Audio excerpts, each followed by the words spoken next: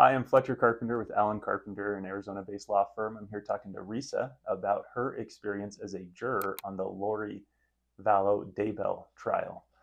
And if you like what you see here, just go ahead and hit that subscribe button or follow us on TikTok.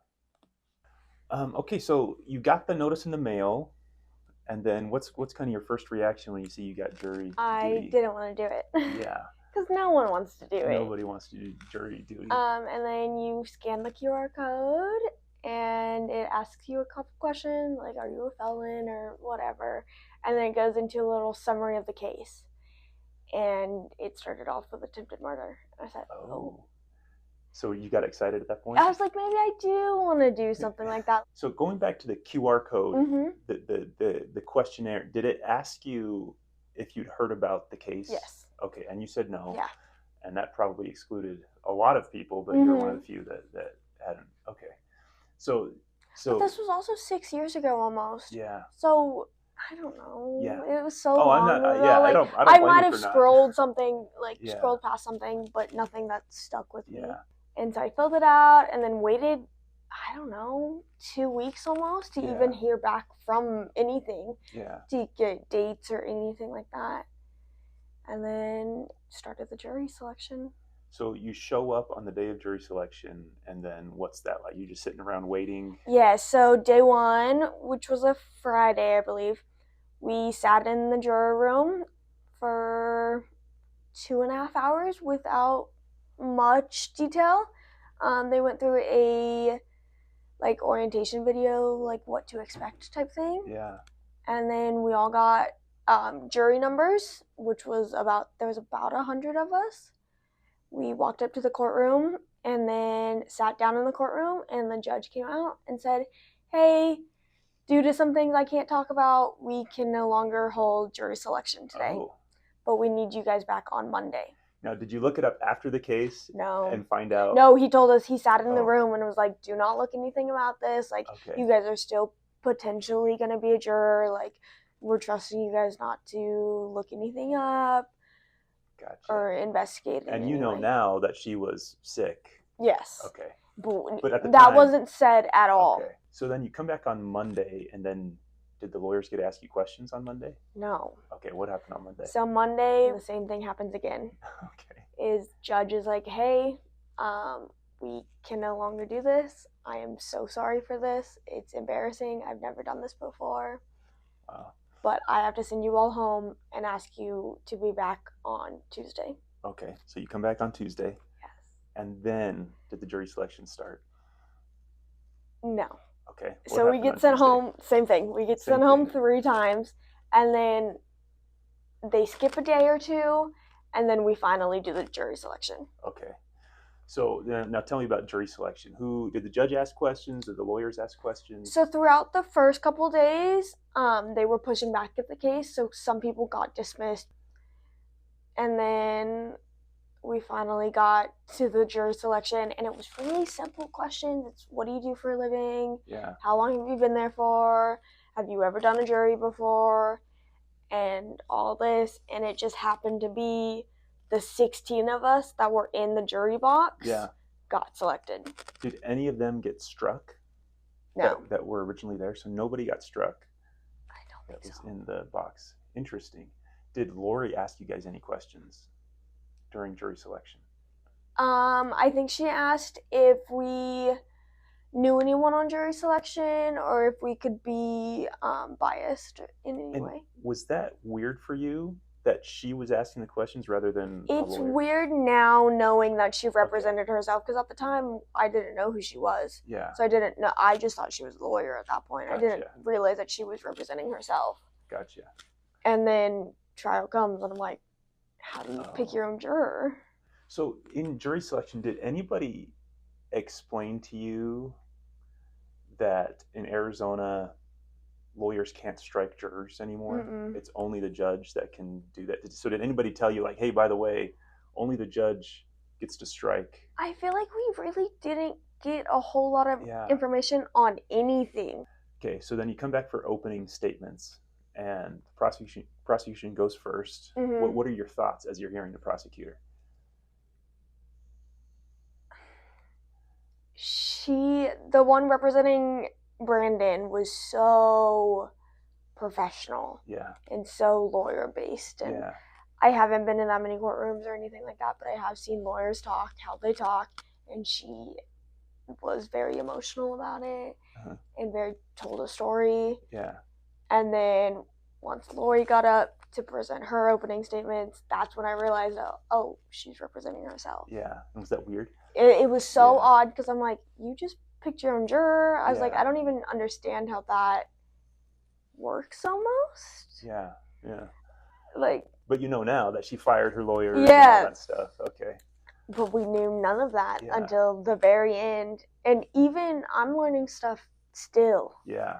Like, we're still getting information on this case. So after opening statements, did you kind of have in your mind, like, she's I don't know, what's your opinions of her after opening statements? I didn't really have anything to base opinions on. She was just a person in a case, I guess. And it almost seemed like she was fighting her brother's battle. Yeah. Which was odd.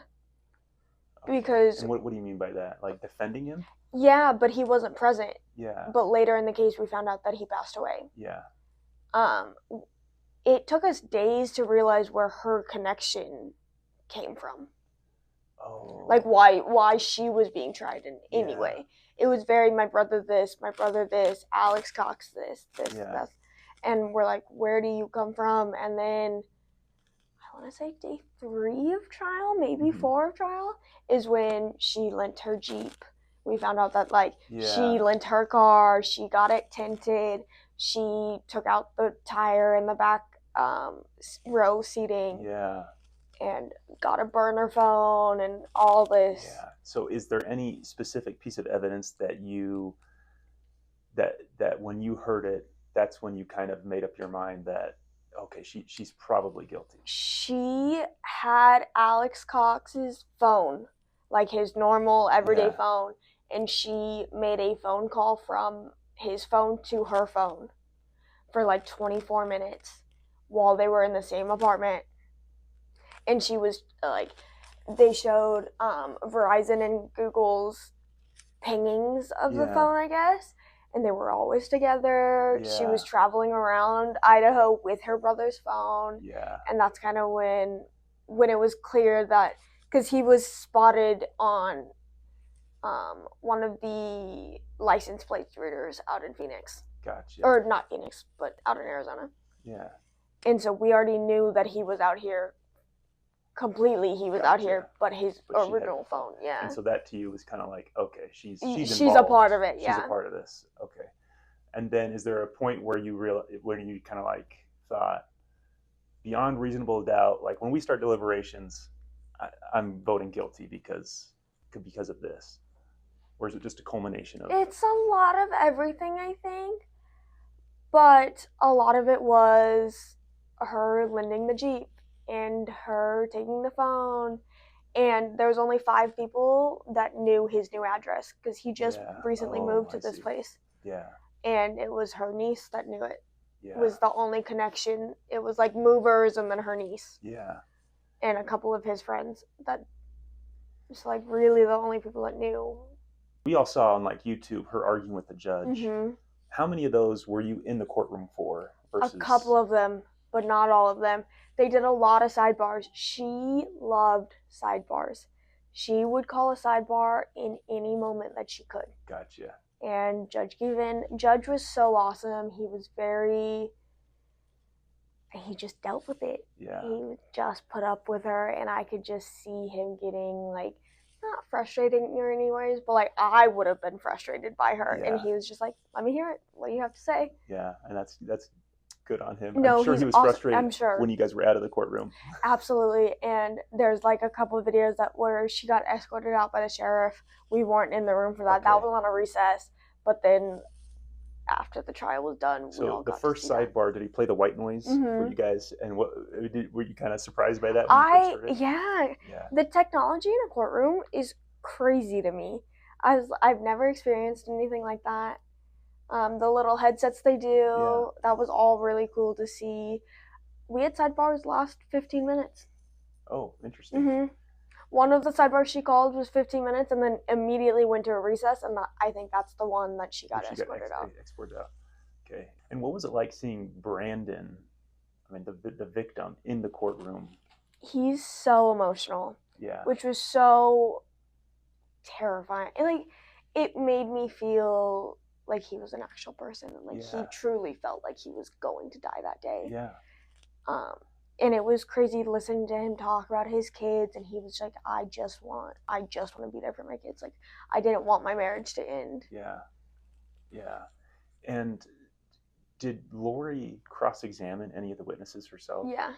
Well, tell me almost all of them.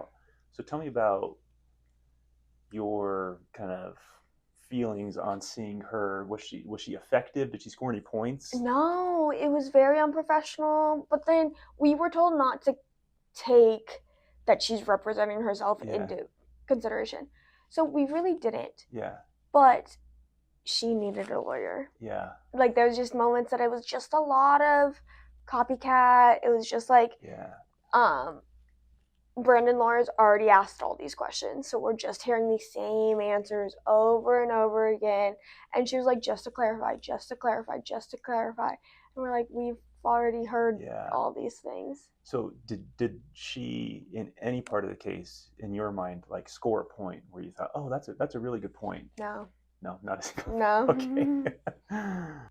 Tell me about your relationship with the other jurors. I mean, it's completely random who gets called, and so there was 16 of us. Yeah. One got dismissed super early on for whatever his reason was. We don't know. Very awkward the first couple of days. No one would talk. No one. And then finally, we like broke the ice over something and like started getting lunch together, whatever like that. But we were did not talk about it. Yeah. Like, there was obviously little things you say, just like, oh, did I hear this right, or something like that, but nothing else. No deliberations. No, not at all. So you don't know which way the other jurors are leaning? Not necessarily, but I think we all kind of just felt the same way very early on. Yeah. And do you stay in contact? Yeah, we have a group chat. Oh, nice. That's fun. And we get a bunch of like interviews sent to us, or like YouTube videos, anything like that. And so deliberations started. How did that start? Did you guys elect a foreman or foreperson? Yeah, we did. Okay. We did. And who were you, the foreperson? No. No, we elected him, and then we did that, and then we all wanted to go home that day, and then we came back the next morning because we had to be back anyways. Yeah. And then we started deliberation, and it took less than 30 minutes. Gotcha. So you did one round of voting, and everybody was. We really almost didn't.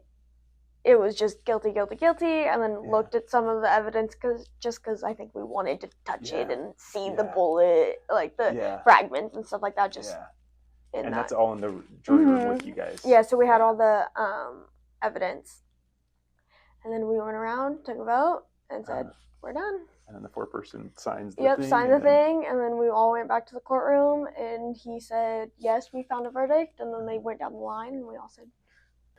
When you walk out of the courtroom after the verdict is read, were you kind of mobbed by what happened then? So once the verdict was read, we all went back to the juror room and just sat for a minute, and like it was almost like dead silent for a while. Like we just sat and we're like, okay, we just spent 2.5 weeks of this. Like it's over. And then judge came back and talked to us for a little bit. So he sat down and he goes, you guys get to go home and look it up. And so they said, okay, wait here. We're going to have police escort you to the shuttle bus to take us to our cars. So we had to go through the entire courthouse that we've never been through before. And there's cameras. It's a whole back thing. And then you saw out front a bunch of media. Brandon was talking to someone on the media. Yeah. We saw a bunch of people, and they like tried our best. No one really got stopped by anyone at the courthouse. And then maybe 2 of the other jurors went on podcasts or like live streams. Those are all my questions for you. Thanks for coming on and chatting with us about the jury trial. Would you ever do it again, be a juror? On a cool case, maybe. Would you ever, or an interesting case? Let's say you get arrested for something. Would you ever represent yourself? No. God, no. Okay. Thanks, Risa. Of course. Thank you.